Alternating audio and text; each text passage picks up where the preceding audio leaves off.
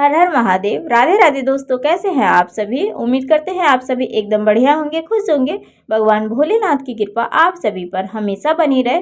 दोस्तों, दिन है आज सोमवार, तो चलिए आप सभी को सुनाते हैं सोमवार व्रत की कहानी, शिव जी माता पार्वती की कहानी। एक समय की बात है, किसी नगर में एक साहूकार रहता था। उसके घर में धन की कोई कमी नहीं थी, लेकिन उसको कोई संतान नहीं था।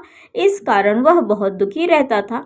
पुत्र प्राप्ति के लिए वह प्रत्येक सोमवार को व्रत रखता और पूरी श्रद्धा के साथ शिव जी के मंदिर में जाकर भगवान शिव जी और माता पार्वती जी की पूजा किया करता था।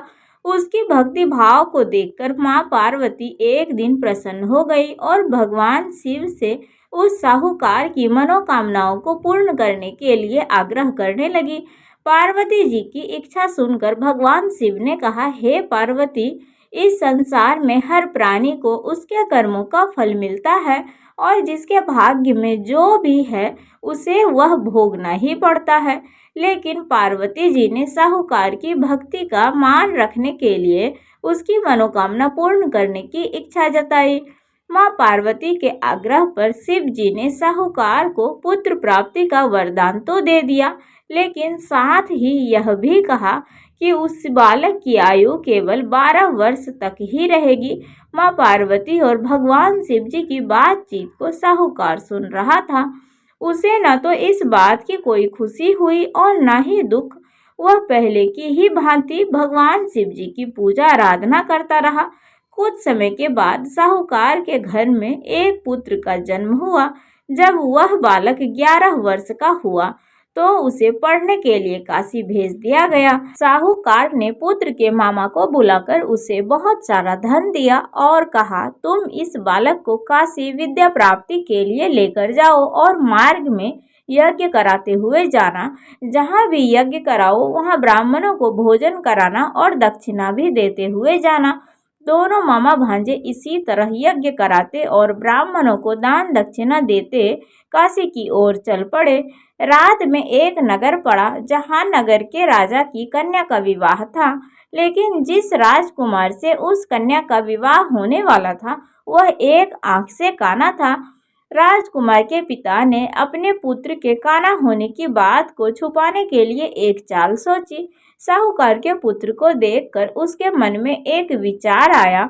उसने सोचा, क्यों न इस लड़के को दुल्हा बनाकर राजकुमारी के साथ विवाह करा दूं। विवाह के बाद इसको बहुत सारा धन देकर विदा कर दूंगा। राजकुमारी को अपने नगर लेकर जाऊंगा। लड़के को दूल्हे के वस्त्र पहनाकर राजकुमारी के साथ विवाह करा दिया गया, लेकिन साहूकार का पुत्र ईमानदार था। उसे यह बात अच्छी नहीं लगी। उसने अवसर पाकर राजकुमारी की चुन्नी पर लिख दिया और कहा कि तुम्हारा जिस लड़के के साथ विवाह हुआ है वह मैं हूँ। तुम्हारा दूल्हा तो एक आंख से काना था। मैं काशी पढ़ने के लिए जा रहा हूँ। जब राजकुमारी ने अपनी चुन्नी पर लिखी हुई बातें पढ़ी तो उसने अपने माता पिता को यह बात बताई। राजा ने अपनी पुत्री को विदा नहीं किया, जिससे बारात वापस चली गई।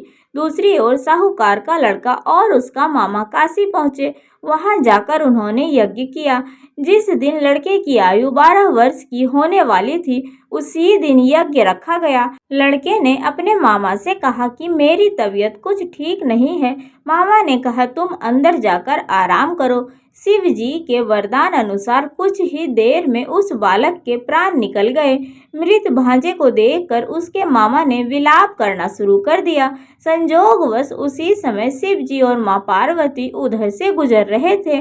पार्वती जी ने भगवान शिव से कहा, हे स्वामी, मुझे इनके रोने की स्वर सहन नहीं हो रही है। आप इस व्यक्ति के कष्ट को अवश्य दूर करिए। जब शिव जी मृत बालक के समीप गए तो उन्होंने देखा कि यह तो उसी साहूकार का पुत्र है जिसे मैंने 12 वर्ष की आयु का वरदान दिया था। अब इसकी आयु पूरी हो चुकी है।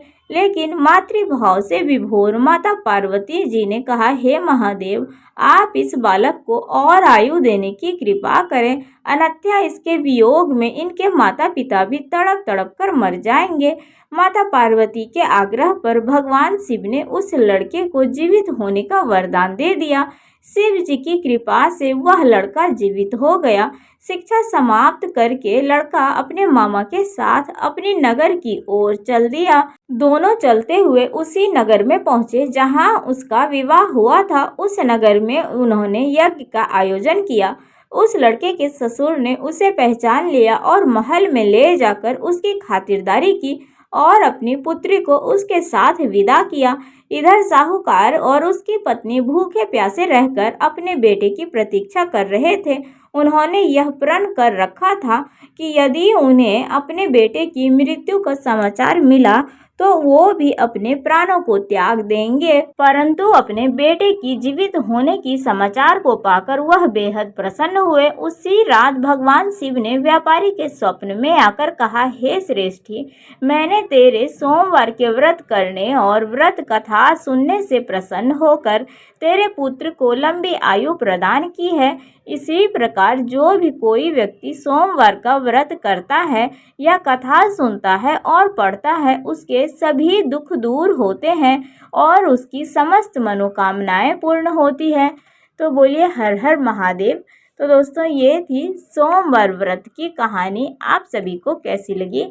और अगर कहानी पसंद आई हो दोस्तों तो वीडियो को लाइक आप सभी जरूर कर दीजिएगा। कमेंट में बताइएगा कहानी कैसी लगी। तो चलिए मिलते हैं आप सभी से अगले वीडियो में। राधे राधे, हर हर महादेव, जय श्री गणेश।